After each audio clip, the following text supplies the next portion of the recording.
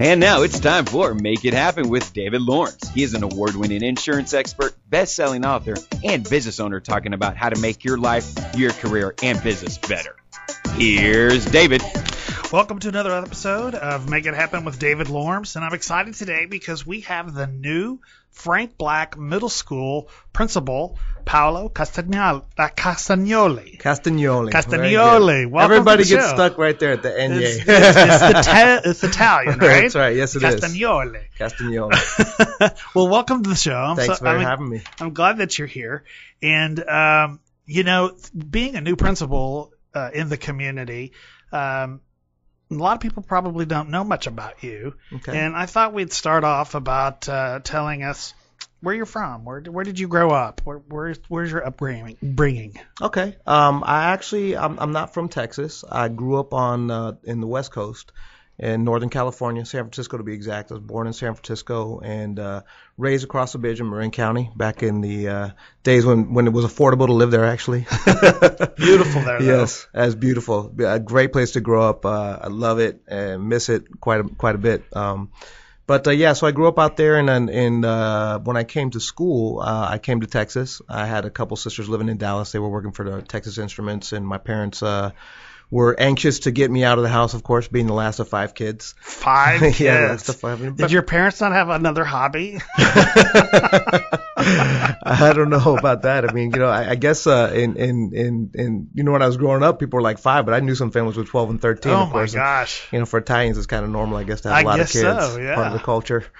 So I came down to Texas in 1986, went to school at the University of North Texas, and haven't left since. So now, what did you study at North Texas? Because that's kind of known for a music program. It is. It's in fact, actually, that's what brought me to UNT was its jazz studies program. It's got probably the largest jazz studies public school program in the United States, and it's very well known. So, I actually came down here with the intentions of getting a degree in music, and spent 2.5 years there studying music. And what did you play? What kind of instruments did you play? I'm a percussionist. A drummer. Okay. So I came down here and it's very famous drummers were actually there when I was going to school. Matt Chamberlain, who later on he plays with Fiona Apple now. Wow. Played with the Wallflowers, played with Pearl Jam, played with Edie Brickell and the New Bohemians. Why couldn't he hook you up with?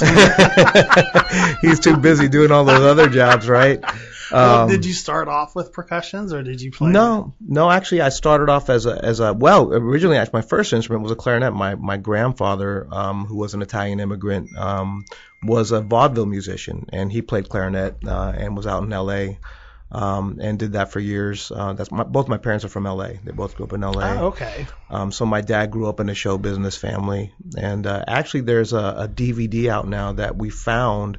That's from the 1920s, and back then they had a thing called Vitaphone and Vitamasters, and what they would do is they would record the musicians playing, and they'd have a separate record that they'd play while the movie was playing. And in the vaudeville days, they would record these vaudeville acts and show them on the big screen before movies. And we found that there was a student at UCLA Film School who had gone and taken these old early masters from the 1920s and reproduced them and put them on a DVD, and we found my grandpa on one of them. Really? Yeah, it was pretty amazing, and it was actually before my dad was born, performances of him before my dad was born. Wow. When he was a young man. Wow. Al Lyons and the Four Horsemen was the name of the group, and we got these old DVD of him, and we just found that about 1.5 years ago. That's pretty cool. It was something else, yeah. Now, did your brothers and sisters, were they in music too? We all grew up playing instruments, was just kind of part of what we did. My mom was a piano player. She was very accomplished. She actually got accepted to Juilliard, but chose to pursue a degree in chemistry at UC Berkeley. Which in her day, actually, I think when she graduated from UC Berkeley, there were 2 women with a degree in chemistry at that time. But, it was just always around us. My uncle used to arrange for Benny Goodman before he left the States. He was in the Army Band during World War II. Wow. In L.A., directed the Army Band for the Officers Club. So it's just been something we've all grown up around. So y'all didn't have like a little family band like Selena did? No, I don't think we got along. We didn't get along well enough to do that.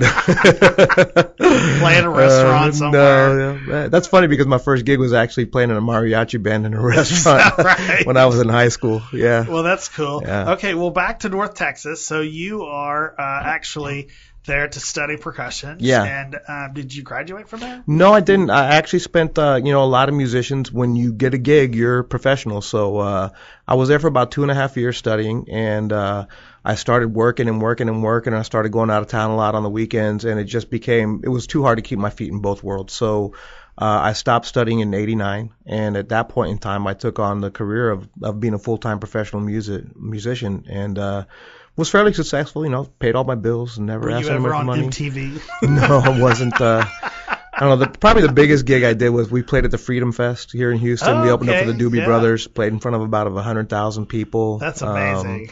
I went to Nicaragua to play with Vicky Carr. I don't know if you're familiar with Vicky Carr, but she's a 3-time award-winning Latin Grammy artist. So, I've had some brushes. But I always kept in the back of my mind, really what I initially went to school for was to become a teacher, and I was actually enrolled at UNT as a music ed degree. Really? And teaching was what I really initially wanted to do, because when I was in high school, my private instructor, when I started playing drums, I didn't start playing drums till my senior year. My private instructor was a guy named Jim Dalrymple, really well known in the Bay Area, and he actually taught high school biology. Wow. And so I was sitting there talking to him, and I was like, you're a family man, you got kids, and, that's going to be my life someday. And he was like, yeah, on the weekends I go to the city, I play with the ballet. I'm kind of like we'll play with the symphony when they need an auxiliary percussionist. During the summer I go do cruise ships, or he would go play up at some of the, in Northern California, they had a lot of hotels that had they'd hire a band for the whole summer. So I was like, that's the perfect world, being a high school teacher and playing music, play music on the weekends, get summers off. You can do a little touring if you want to.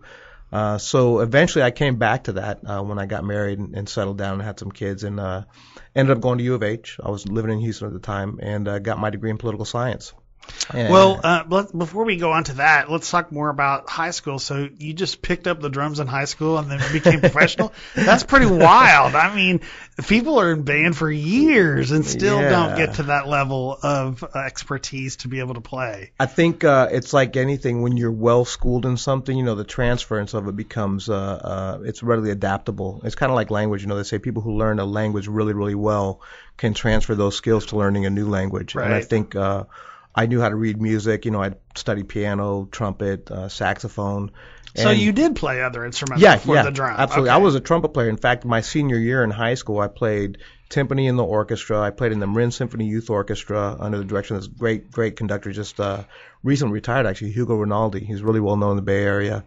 I played drums in the jazz band, and I played trumpet in the marching band because they didn't have any good trumpet players. So I keep telling the kids, I was like, education's changed a lot. I think my senior year in high school, I had band 4 periods a day. I loved it. Well, that makes sense then. After you picked up the drums, after all that, then, all that rhythm was already in. Plus, probably in your genes. In the genes, it's just kind of something we did. And I think the big thing was, and what I try to always tell kids when they're learning, people think, oh, you just play music. No, you have to study it. It's a study. I could read. And I could read music, and I could read notation. And when I got to UNT, there's 180 young, hungry drummers there. And the first thing they do is they line you all up outside, and they stick you in a room with all the doctors and all the professionals and all the doctorates, and they put music in front of you. And you have to play marimba, timpani, and snare drum. And if you can't read music, you're in a lot of trouble. And out of those 180 drummers, about 80 of them didn't make it through the first year. Seriously? Yeah. They weed them out really quickly because they didn't have the technical proficiency of reading music. They thought, oh, drums is just banging. No, it's not. It's right. Be a really good musician. All those guys that I went to school with, Matt Chamberlain, Earl Harvin, who played with Seal and plays with Air and the Psychedelic Furs, Mitch Marine, a really good friend of mine who's touring with Dwight Yoakam right now. Wow. They all are musicians. They read music. They understand notation. They can play piano. And that's how they create successful careers. Well, they take it seriously too. Yeah. I mean, it's more than just drinking and whatever and just banging around. So, Absolutely. Well, so how did you meet your wife? Was she a groupie? Not quite, actually. My wife is probably a lot more serious than I am, so I wouldn't call her a groupie. Just kidding. Yeah. I did meet her though, playing music. Oh, In fact, yeah, I just remember my wife. It was, musicians when they finish playing gigs, they often don't want to stop playing, so they'll go to houses and have keep it going. So we were at an after-hours jam session about 4 a.m, and I was playing a conga room drum, and she came dancing in the room, and I looked at her, and that was it. Really? Absolutely. I mean, I believe in love at first sight, and I got 20 years of marriage to prove it. So. Hey, that's wonderful. Yeah. Now, what city was this in? This is here in Houston. So it was here in Houston. Yeah.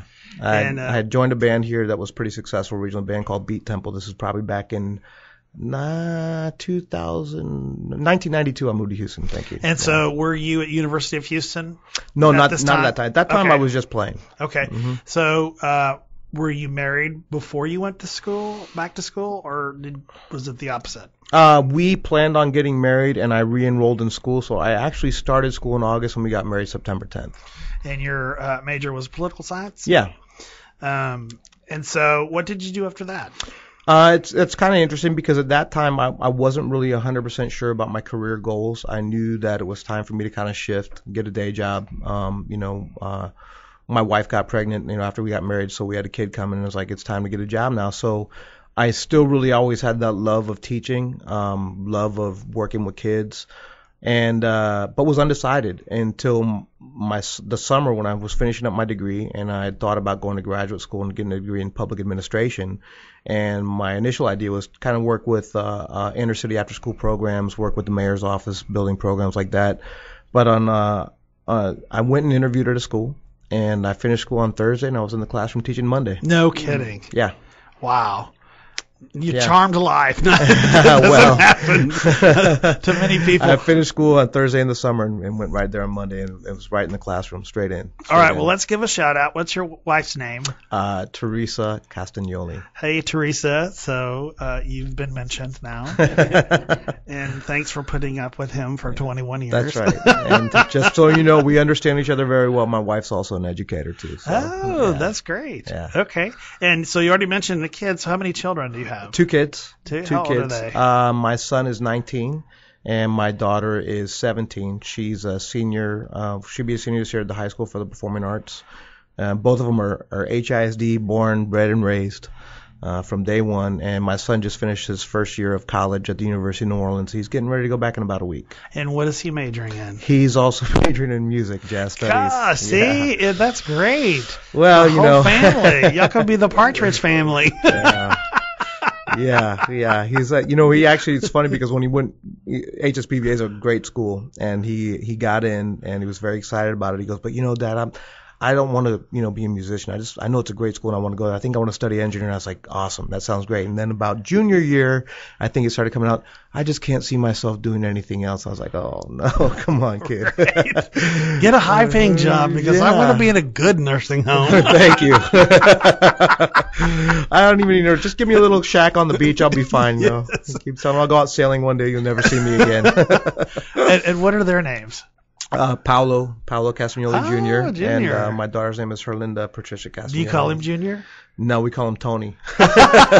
His middle name's Antonio, so it was just easy, because actually in my house, my brother had my dad's name as well, Neil Dante Castagnoli, but we always call him Dante, and I can't stop, even though in the professional world, he's Neil Castagnoli Jr. Right. And so what neighborhood do you live in? I'm actually an Oak Forest resident. Hey. Have been for 15 years, since 1999. Fantastic. It's a great place. We chose that neighborhood to raise our kids in. Love it. Love the neighborhood. Well, you got in at a good time. Yeah, right about at the right time. But the last time I could have afforded one. I have to remind people, and they say, "Oh, you live in Oak Forest?" I said, "Yes, in an original house in Oak Forest." Well, you don't have to tell them that. Just let them think you live in a Justin Gordon $1 million home. Really? The one they're building 2 houses down, right? Well, so what was the name of the school that you first went to work for? I initially worked at a school called George I. Sanchez. It was one of the first generation charters in the state of Texas, and it's on Wayside and 45 South, still there. It's funded by the AMA organization, which is the Association for the Advancement of Mexican Americans. Okay. Yeah. We'll talk about that more in a minute. Okay. I want to remind the listeners that they can tweet their questions at DavidL2490.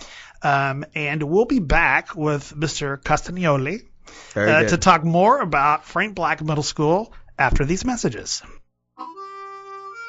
The Fort Bend Playbook is live this summer for an hour and a half every Thursday from 4 to 5:30 p.m. Oh, yeah, exactly. I think Coach Fleming has different expectations. Therefore, you got to look good, you play good, you feel good. I've seen Cody Cunningham's tape from this spring. He seems to have more confidence inside the pocket. Join Aston Jean Lewis and M.A. Pate as they continue their coverage of Fort Bend ISD athletics, only on KBRZSports.com. Do you trust your insurance agent? Hi, my name is David Lorms. Anyone can sell you insurance, but I have the unique perspective and experience of being a former claims professional. It's when you need to use your insurance that you really depend on a seasoned professional where customer satisfaction is number one. I can be reached at 713-688-8669, and all calls are rolled to my personal cell phone after hours. You can also visit lormsinsuranceservices.com. Hey, I have to sleep at night, so I need to make sure you're covered. This is David Altenburn of Altenburn & Associates, a litigation-based law firm here in Houston that handles personal injury, divorce, business law consulting and litigation, and criminal law matters. We work hard for the justice our clients deserve, earning client trust and opponent respect one case at a time. I'm honored to have been selected top lawyers for the people, top lawyers, and ask the expert in personal injury for the Lawyers of Houston directory. Call us today, 713-961-8012. Website, attorneyaltenburn.com. KBRZ Sports Radio strives to bring our listeners the most up-to-date, comprehensive high school varsity sports coverage available in the Fort Bend County area. We're committed to providing the latest news and information on standings, statistics, schedules, team and school information, as well as community-focused programs. Our programs allow our advertisers the opportunity to share information about their products and services with our audience. Advertisers can target their ideal customers, build brand awareness and customer loyalty, grow their businesses, and partner with a company that is rooted and committed to the Fort Bend County community. For advertising information, call Russ Johns at 206-930-7440 or log on to www.kbrzsports.com. As a parent, do you worry each and every time your young athlete takes to the playing field about what it would be like if an incident occurred during play resulting in a head injury? Not playing is not an option. Here at KBRZ Sports Radio, we share in your concerns and efforts to keep our young athletes safe and healthy. They are our future, and we must do our jobs as parents, coaches, and a radio station to promote keeping that future safe by offering a tried and true solution: functional cognitive baseline testing. We all have various abilities in cognition or brain function. Without a baseline, there is no way to truly indicate a problem caused by a concussion or head trauma. Let's face it, with all our sports heroes now coming forward with issues from head injuries suffered from the game, this is a risk none of us can afford.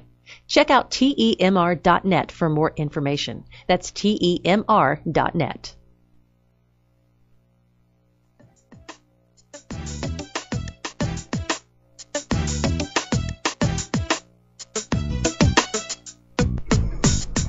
And we're back with Paolo Castagnoli, the new Frank Black Middle School principal.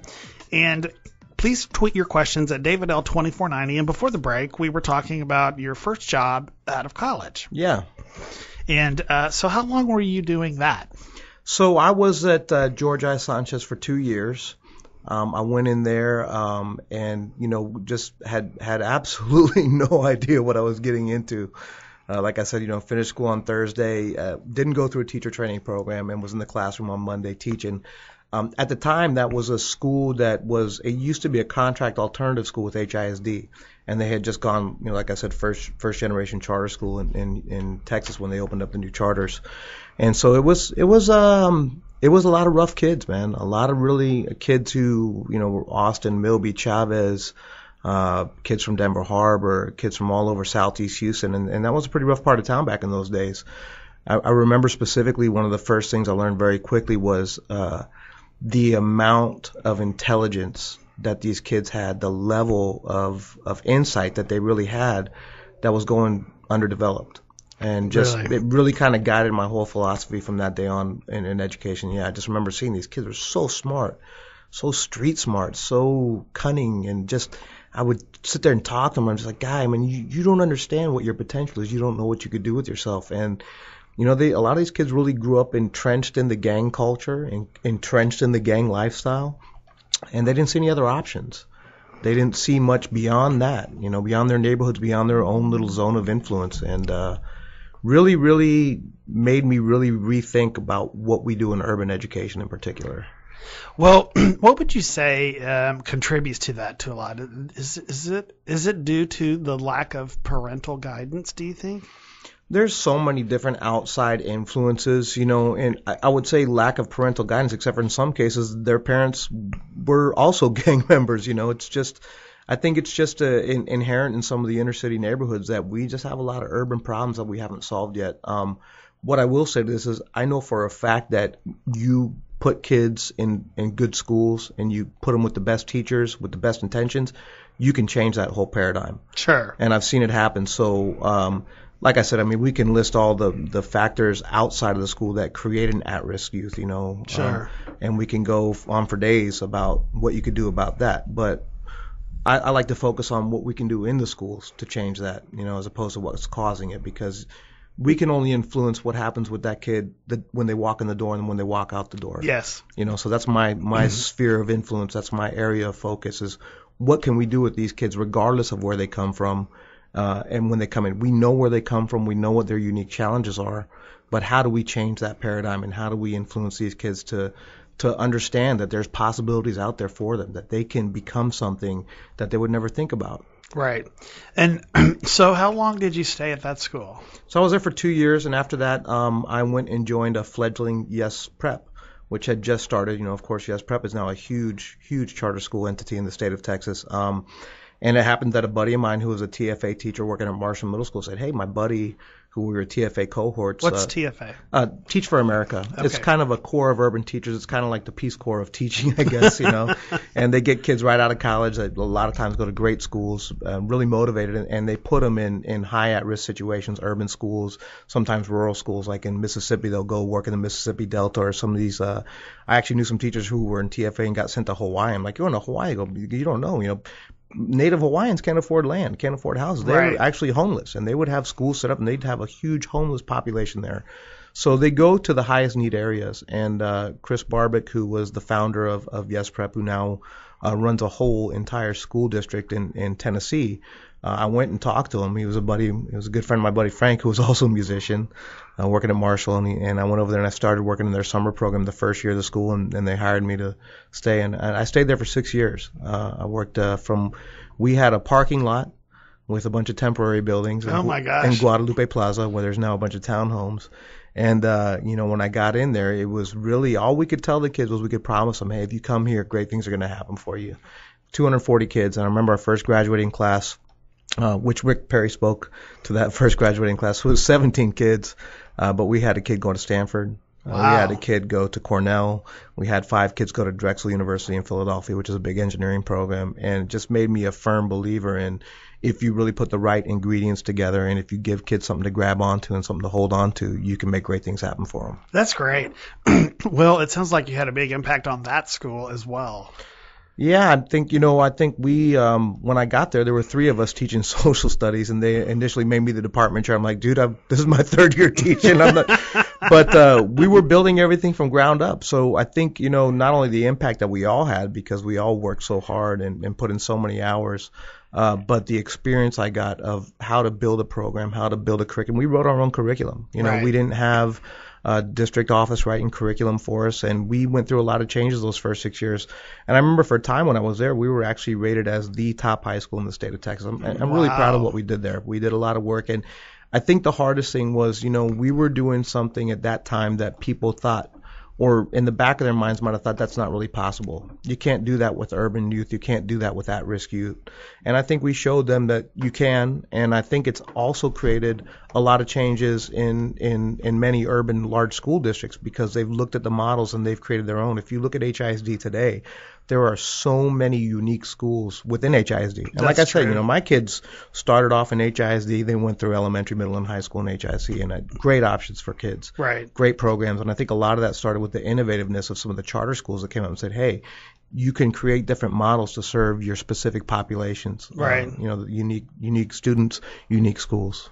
Well, what was your next step after that? Because you kept going, didn't you? Yeah, I kept going. I'm still here today, too, so hopefully I'll keep going for a while. But I meant to your career kept moving up. So, I'd been there for 6 years, and I always feel like you're kind of ceiling out in your particular job. They I was offered an administrative position there, and I didn't quite feel like I was ready for it and that it was the right place for me. So I went to HISD, and from my first year in HISD, I was at Scarborough High School. And it is my neighborhood, it's Oak Forest. My neighbors' kids went there. They played baseball there, and I got there and I taught there for a year, and then I took an administrative position there as assistant principal. But I wanted to get my master's degree, so I was kind of doing both things at the same time. And Scarborough was a great school. I will tell you that my first year there was the hardest I've ever worked as a teacher. Why is that? I had a lot of kids. I had 45 kids in both my first period classes. That's a lot of kids. Exit level tax. And just, it was a paradigm shift for me coming from Yes Prep, being there for 6 years, and then going into the public schools, which you have a very different clientele, very different structure. Mm-hmm. But me as a teacher, you can put anybody in my classroom. I don't care who it is. When you walk in my door, you're my student. And I have a responsibility to give you the best job I can, best education I possibly can. But it was very challenging for me that year, and I just remember coming home just being so tired. The classroom teacher, regardless of what anybody says, has the most challenging job on any campus. Principals, administrators, they have tough jobs, but the most challenging is the classroom teacher. You are constantly in the room, constantly around kids, hundreds of kids you're responsible for. I try to think of myself as a very teacher-centered leader. My job is to help you be the best person you can, because if your classroom teachers aren't doing the best job they can, it doesn't matter how great of a leader you are. I mean, I think you would agree with this. I come from a family where my father was a teacher, and it's hard to not become emotionally involved in the growth and the learning of the students, particularly if you're a good teacher. But even the teachers that aren't as good, it's not a 9-to-5 job. No, absolutely not. I mean, you take it home with you, and whether it's grading tests or trying to help a student plan in your mind out their career in school. So I agree with you. I think, the teachers really have the hardest job. Yeah, they do. And like you said, it's not a 9-to-5 job. It's every weekend grading papers. Yes. It's going home and planning the next day's lesson or the next week's lesson, making sure that you're in tip-top shape every day. And it can be a grind. It can wear you out. It can really grind you down if you don't have the right supports in place for them. So I think that shift that year, it took me about 6 weeks to get my running shoes back on. And I just remember going, oh, wow, I'm really in for it. But we had great results that year. That's good. I had really good results as a teacher, and I don't like to brag a lot, but I had that was one of the years they implemented the whole EVOS or the performance rating. And I actually had the second highest performance rating in the school. And the first one was the ESL teacher. And in some cases, I felt like to be 100% honest, because I'm a very honest person, I don't really have much to hide, the school was changing, and there were teachers who had been at Scarborough High School for 20 years when the school had a totally different clientele and population. And I was coming in, I was a little bit younger, and I was really gung-ho, coming out of, hey man, I'm the can-do attitude. And I felt like sometimes I wasn't just battling the kids, but battling the culture that had been created of some people who didn't believe that the kids could accomplish what we needed to accomplish for them. And that's always a tough thing in education. You have to have people who believe. And particularly in urban education, it's a very different paradigm. And you want to make sure that the people on your campus understand we've got a very specific mission. We've got a very specific goal. And if you don't believe in these kids, you want to probably go somewhere else. You should probably, maybe think about teaching in a different district or, and supporting teachers is really important, because teachers who are great can fall into that thinking of, wow, I just can't be effective anymore. And when a teacher stops believing that they're effective, they stop being a great teacher. Right. I agree with you on that. Now, so you were there for 6 years? 5 years at Scarborough. Okay. Yeah, I worked there 1 year as a teacher and became an AP after that. Assistant principal. Assistant principal, yeah. So by the time I left, which was 2010 was my last year there, we got the school back up to a recognized rating, which was something that we worked really hard for that. Is that the school before your new job? No, that was at Scarborough. So 2010 we were recognized. I mean, did you go to Black after that, after Scarborough? No. Okay. We'll talk about that in the next segment. I want to remind listeners that they can tweet their questions at DavidL2490, and we'll be back after these messages.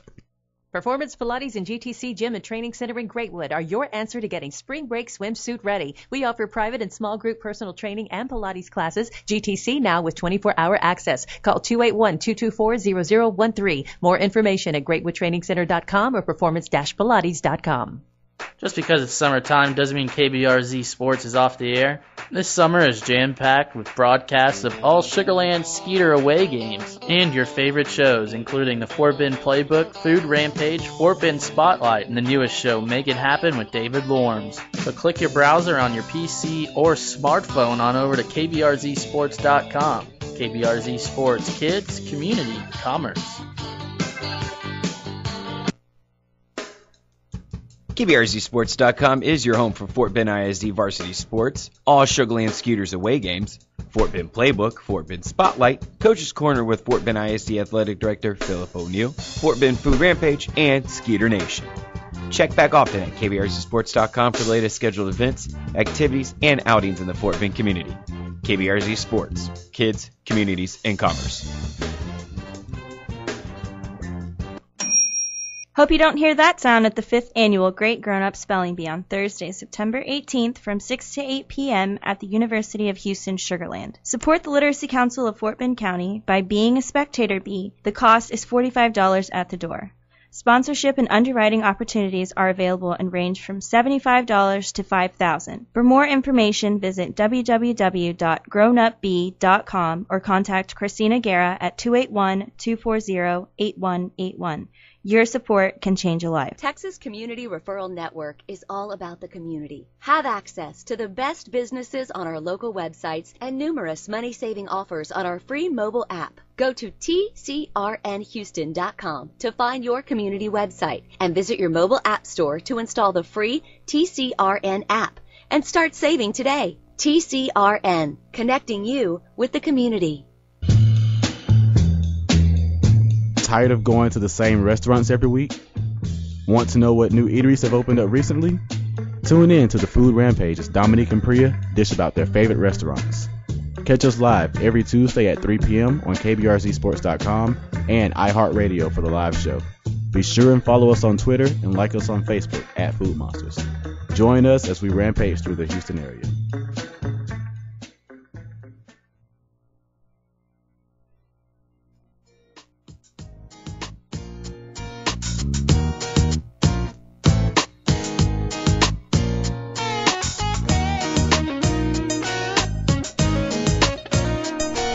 And we're back with Paolo Castagnoli. He's the new Frank Black Middle School principal.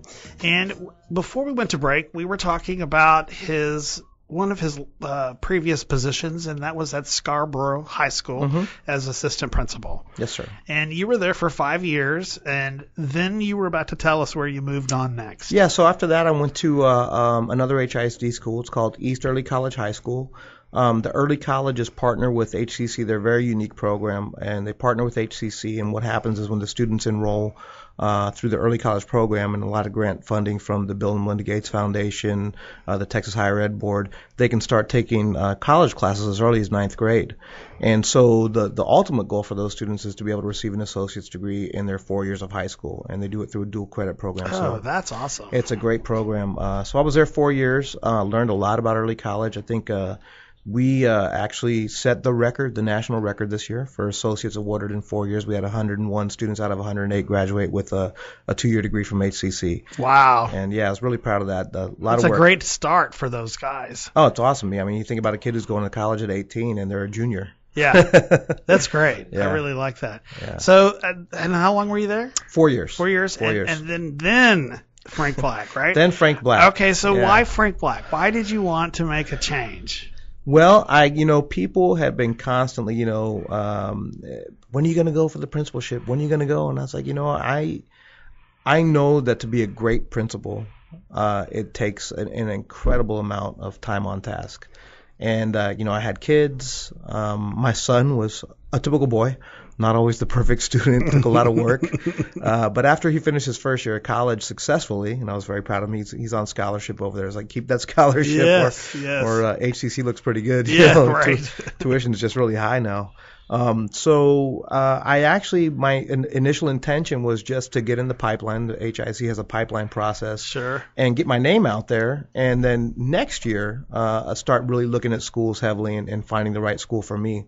And right about that time, Black Middle School opened up. And like I said, I've been in the neighborhood 15 years. But my kids were out of middle school. They were high school kids. I remember when they were going to middle school, we looked at every middle school all over the district to find the right school for our kids. So I hadn't really been paying much attention to it. And then somebody said, hey, you really ought to consider that school. I think you'd be a really good fit. And I started looking at the school, and I looked at the data. I looked at the program. I looked at, just some incredible growth going on in that school. Student populations growing, community interest growing. And I started thinking, I was like, maybe that is the school for me. And after interviewing and meeting with, community people and the SSO and the CSO, I was like, wow, I'm all in. I have been involved with Frank Black for many years as a business partner, and I knew the former principal, and it was just like, boom, she was gone. So what happened there? To be honest with you, I'm not really sure. I know that she's taken a position in Virginia, and she's going to be the principal of a very unique school over there. It's a combination school, I think, and they had an article about what she was doing there. People come and go in education, and she was there for 7 years, which is a pretty long run for a lot of people principal in these days. Yes. Yeah, it's a long run these days, and she did some incredible things there. I mean, to turn a school around that had a population of 400 kids and we're predicted to have 930 kids this fall. It's just amazing. Probably a lot of envious people out there looking at it. Which growing a school population is really it's a difficult task. Well, not only did they grow the population, but didn't they become a Vanguard school? Yeah. They added the Vanguard Magnet program, and Vanguard Magnet is a very unique program. There's only 5 Vanguard middle schools in HISD. Really? Yeah, which we're one of them. There's Hamilton, Burbank, Lanier, T.H. Rogers, and now Frank Black Middle School. And what does it mean to be Vanguard? Vanguard is a GT program. What's GT? GT means you're gifted and talented. And there's certain parameters you have to meet in terms of test scores and performance and teacher recommendations to be coded as GT. It's actually a federal and state funding. You get additional funds for each kid. But really what is my kids were actually Vanguard students over at Oak Forest. They both went to Oak Forest in the Vanguard program. Yeah, because Oak Forest Elementary is a Vanguard school. It sure is a Vanguard school. So it made sense to have a Vanguard Elementary that shares the same property. Yes. And a Vanguard Middle School right next door. Well, Frank Black previously did not have that designation. No, it didn't. Nor a reputation that it has now. So you're right. It really did turn the folks over there, not just the former principal, but all the folks there really helped turn that around. Yeah. And get the designation that it deserved. Yes. And in my opinion, I think it helps the residents of that area feel much more better about sending their kids to that school knowing, okay, this is a Vanguard school now. Absolutely. And like I said, it's an academic program. There are umpteen million magnet programs now in HISD. My daughter went to Johnston Middle School because it's a fine arts magnet, and then of course they went to HSPVA, which is also a fine arts magnet high school. But Vanguard really is academic program. Yeah. It's not we don't focus on SMPTE, we don't focus on fine arts. We focus on a whole child experience, right, whole child education, and I think the programs at the school really reflect that we're interested in creating. A lot of people have talked about the renaissance of Frank Black, and when I look at the way the school is developing, it truly is like a renaissance program. We've got a strong fine arts program, a strong athletic program, strong academic program, drama, band, art, dance, more. And you're not just talking about the school lunch period. You're talking about classes. No, this is actually, we actually have teachers. Drama and dance. Yeah, no. This year we're adding creative writing as an elective opportunity and public speaking, and we're going to have a debate class. So it's really about creating a well-rounded experience that serves all the kids' interests. We're not just looking at building a Vanguard program. We're looking at building the school. Right. And the whole school, all the kids on that campus need access to the fine academics and the fine opportunities through the arts and the sports and the creative writing classes that we can give to them. So that sounds like you already have ideas about new programs. So what are some existing programs that are at the school that are working that you'd like to continue? Well, I mean, for one thing is, obviously my kids both went to performing arts high school. I'm a big proponent of the arts. Yes. And when my son was and over at Oak Forest, he was a big band kid. And sure. So we went to Hamilton because I had a Vanguard and they had a band, and Black didn't have a band. So for Frank Black to have a band program right now, it's like, yes. man, that's me all the way. Mm-hmm. Like I said, I was the band geek in high school. Right. So, yeah, I mean, obviously the fine arts programs are very important to me, and I want to continue to develop and grow those. Our sports program is huge.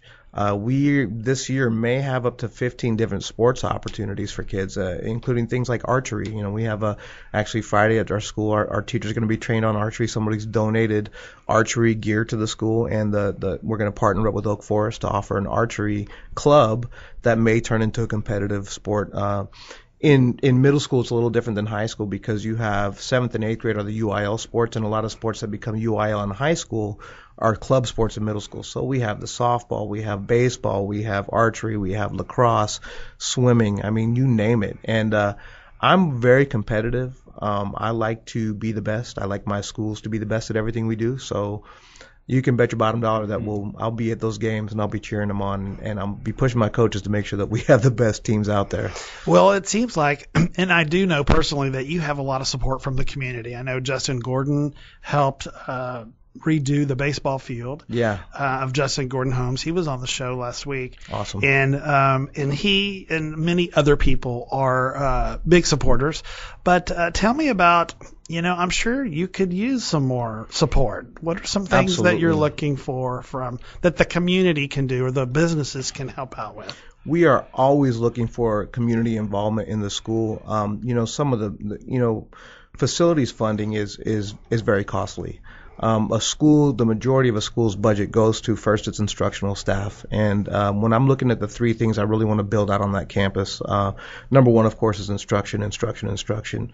What happens in the classroom, as I stated earlier, is the most important thing that will happen at any school. So the majority of our budgets go to that, to hiring the best teachers, to right. funding the programs. The second thing is that, the school, if you look at the HISD bond programs, Black Middle School didn't get a lot of bond money. And it's an older facility. It's a great facility. Yes. It has everything you could ever want. It was initially built as a high school. So we've got a Olympic-sized swimming pool over there. We've got a full auditorium. We've got a fine arts building, band hall. But it needs a lot of work constantly. And yes. That's money. Yes. So, yes. Some of the things that we're looking to do immediately is build up our technology program. Our kids need access to technology. Absolutely. And HISD is going to 1-to-1, which means that when all our students graduate and go to high school, they're going to be given a laptop, and their teachers are going to expect them to know how to use it, know how to do things online, know how to do things on the internet, know how to do research. So we are, my second biggest funding issue right now is technology and creating more access points for technology on the campus, more computer labs, more computers in the classroom. And then the third thing is the facilities. I was looking around. The first thing I did when I got there was I got with the PO about 6:30 in the morning and said, let's walk. The PO? The plant operator. Okay. I walked that building from top to bottom. And like I said, it's well built. It's got a lot of space, big classrooms, but it needs upkeep. And they just did a big rehab last year, didn't they? I think a few years back with the original bond, I was at Scarborough, and Scarborough got about $17 million in bond funds. I think Black got $7 million. So there has been some work done, and they've done some things to make it look nice. It needs some TLC. It's a little older building, like I said, but that's when people are thinking about what can I do to help out my community school. Hey, let's get up there on the weekend and work in the garden. Hey, let's paint some classrooms this weekend. Right. And that's one of the components I really want to bring in, and with the kids as well. One of the things we focus on at YES, the YES actually stands for Youth Engaged in Service. And since we kind of put the campuses together ourselves, we always had weekends where we'd have community members come and we'd build storage sheds, we'd work in the garden, whatever it took to make the school look welcoming. Because when you're in temporaries in a parking lot, you don't have a lot to show. Our campus is great, and I've looked at it and seen the changes over the years because, like I said, my kids were riding the buses that picked up right at Black Middle School every morning. I'd be there at 6:20. So to see the garden out there, but those things need maintenance. So anyone that's out there, whether they have money or not, they can give the school a call and either make a donation of any amount or time. Absolutely. Right? And we'll try to advertise our community events through the Friends of Frank Black Facebook page, and Mr. Welton's a great outreach coordinator for the school, and people like yourself who have connections to the community. We want to set up weekend events, Super. We'll talk more about that and answer questions at David L. 2490 right after these messages. Time and money, the two things an entrepreneurial startup or a business owner of a small to mid-sized business always need more of. iCoach Business Pros, a partnered affiliate with Growth Coaching Systems Network, has answers and solutions to better utilize time and not waste money. Excellence has no limits, and neither should you. Contact iCoach today at 713-345-0223 or visit the owner online at briankaiser.me. Contact iCoach today at 713-345-0223 or visit the owner online at briankaiser.me.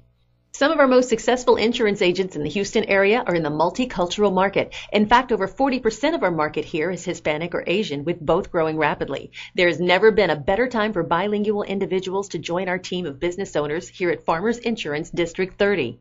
Contact us at 281-596-9730 or at www.farmersdistrict30.com and come join a winning team. Looking for a way to be involved in Fort Bend ISD varsity sports? Want to sponsor a team, game, or hear your child's name mentioned during a Fort Bend ISD varsity game? KBRZ Sports can broadcast your business or personal message for a reasonable price. Contact our sales department at www.kbrzsports.com for more information on how you can be part of Fort Bend ISD Sports. KBRZ Sports, connecting Fort Bend County business owners, families, and Fort Bend ISD varsity sports. With all the hype and true doctor reports on concussions and head trauma caused by athletics, are you burdened by having to decipher what it all means to find a solution to best protect your child? Cognitive baseline testing, a procedure that takes about 30 minutes, gives a baseline of cognition function, response, memory, and motor functionality of your child. The results are given to you and your primary care physician, and in the event of a head trauma of any kind, the test procedure can be applied again with the results of the baseline to compare it to. This is the only way you can have a true indication if damage of any kind has occurred. The days of how many fingers am I holding up is not good enough. Certainly doesn't give me as a parent the comfort and security I need to worry less while my kiddo is growing into the champion of their dreams.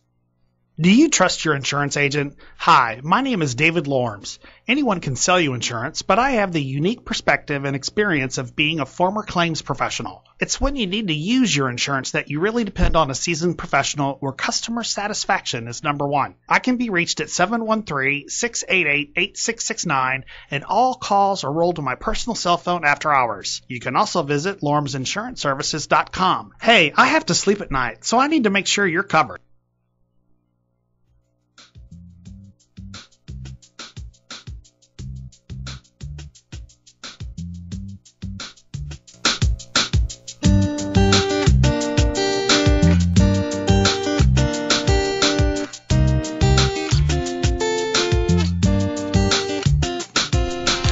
And we're back with Paolo Castagnoli.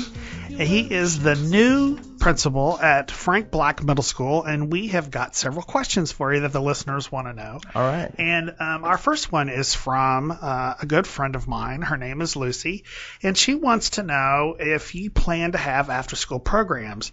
There was a 501c3 program running at one time for the middle grade students, and I think she wants to know that since the program ran for 5 years, can it be brought back? That's a good question. We do have a lot of after-school activities already built into the school. You know, we have tutorials after school. We have the sports programs after school, dance, band. But one of the things that was done actually before I got there by the former principal and a cohort of teachers, parents, and our special ed department chair was they wrote a grant for the city of Houston, which is kind of a matching funds grant. Now, we got an email the other day that we are receiving the grant. They just haven't told us how much yet.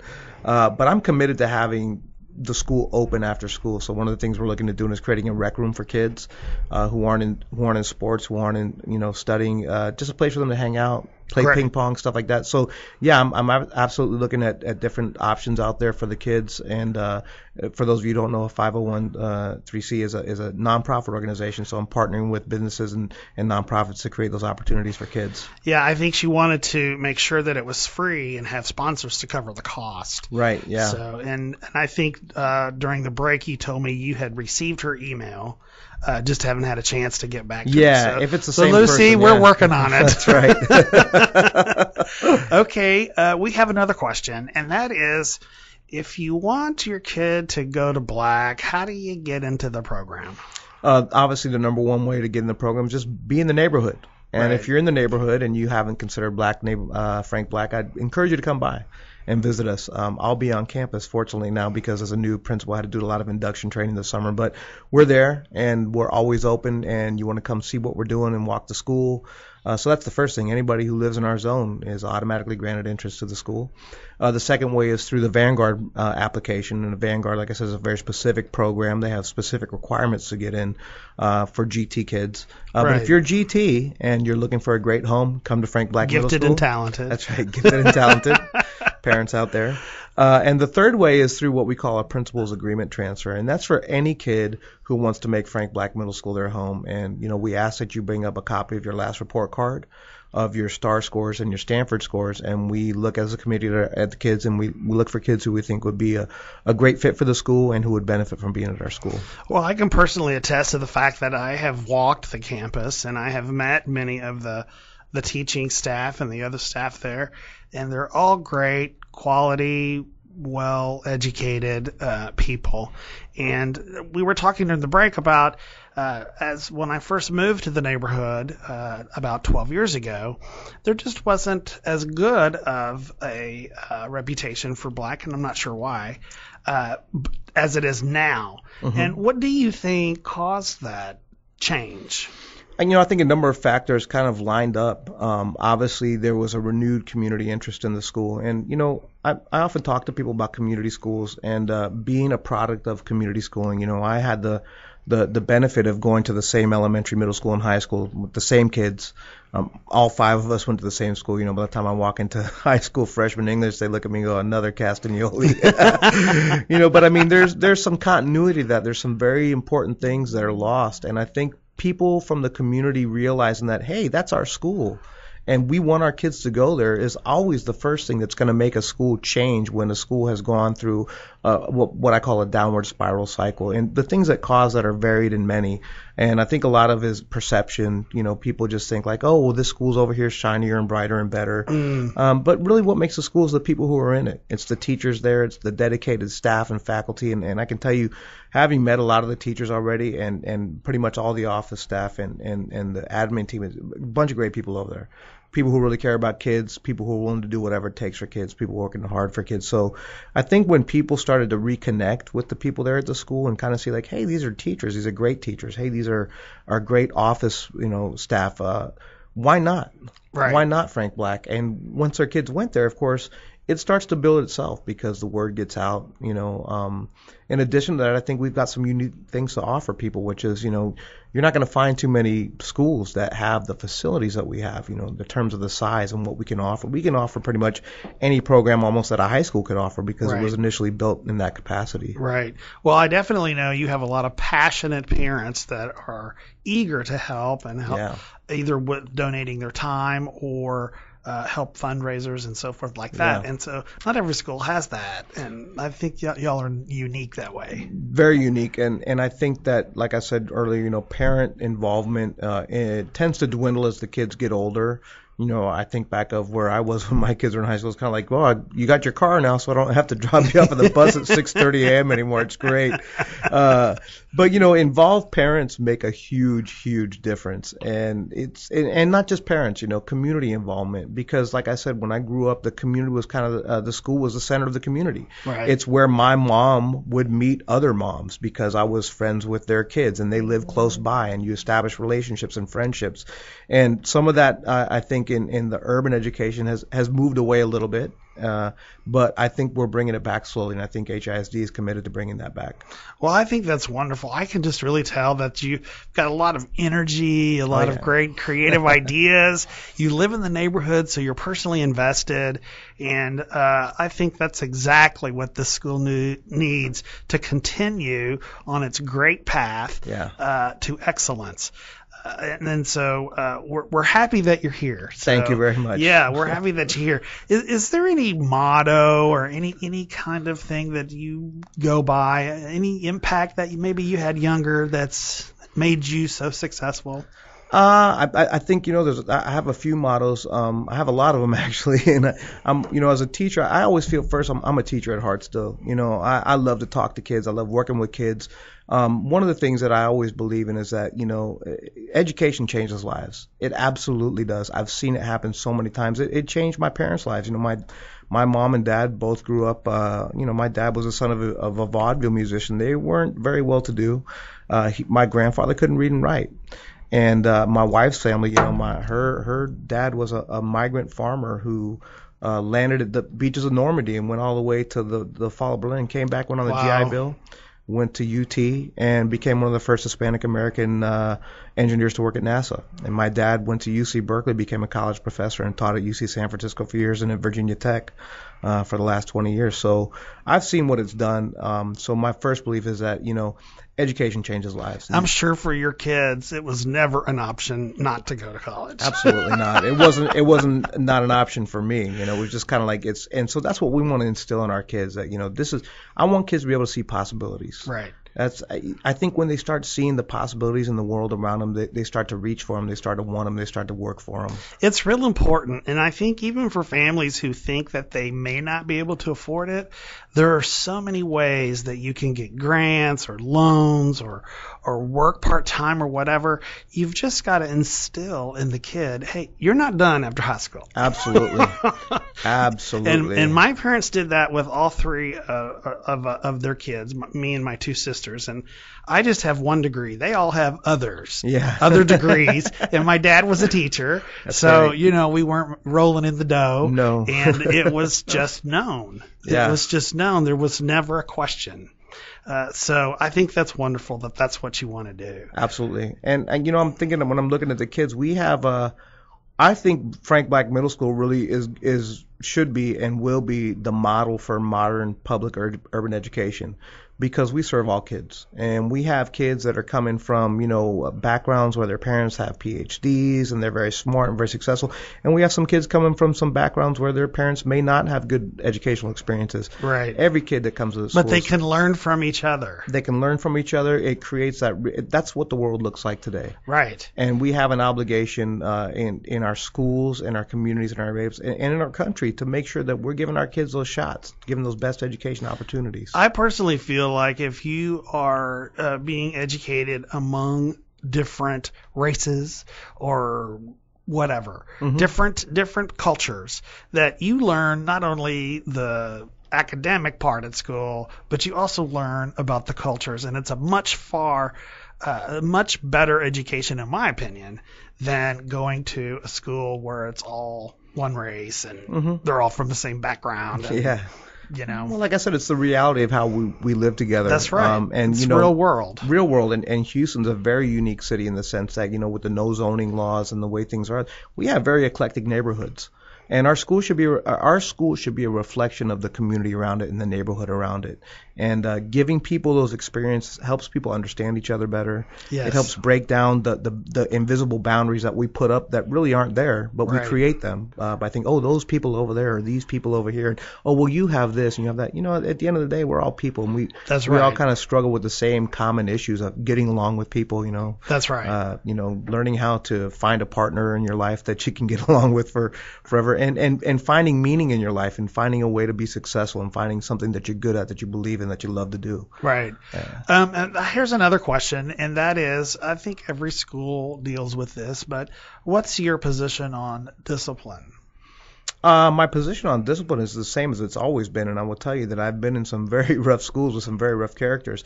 Discipline, kids need to understand what's expected of them. Right. And, you know, a lot of times kids act out for different reasons. It's always different. You got to know your kids. That's right. And so the teachers, the APs, myself, we need to know our kids. And, you know, being at Scarborough for 4 years as an AP there and working with, you know, kids from all different backgrounds. Some kids had some really rough stories, man, but you know them. And when you know them and they start to trust you and believe in you, they change. Right. They change. And then what does it signal to you when you have the same kids come into your office all the time? I need to talk to them more. Yeah. I need to work with them more. And I need to really work with them. And, you know, as an AP, a lot of times that you do see the kids same over and over again, but you never give up on that kid. Right. You never do. Ever. Well, I want to thank you for visiting with us today and sharing your story. And education changed lives. I really like that. That's a very powerful statement. And thank you for those people that tweeted their questions. Be sure to tune in next week when our guest is Anuz Shah, who is an immigration attorney. So that's kind of a hot topic right now. Really? I'm going to listen to that one for sure. So thank you for tuning in, and don't just sit there. Make it happen.